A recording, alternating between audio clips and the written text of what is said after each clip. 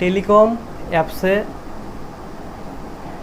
আপনি যে টাকা ঢোকাইতে চাচ্ছেন 500 টাকা, 1000 টাকা, 2000 টাকা, 5000 টাকা,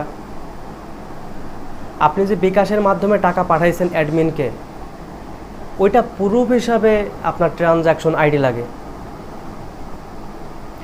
আপনি ট্রানজ্যাকশন আইডি বিকাশে পাবেন, নগদে পাবেন, রকেটে পাবেন।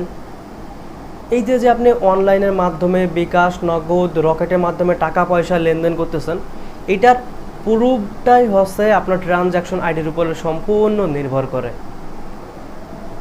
তো আশা করি বুঝাইতে পারছি। ভিডিওটা ভালো লেগে থাকলে বা ভালো যদি নাও লাগে একটা সাবস্ক্রাইব করে দেন, খুবই প্রয়োজন।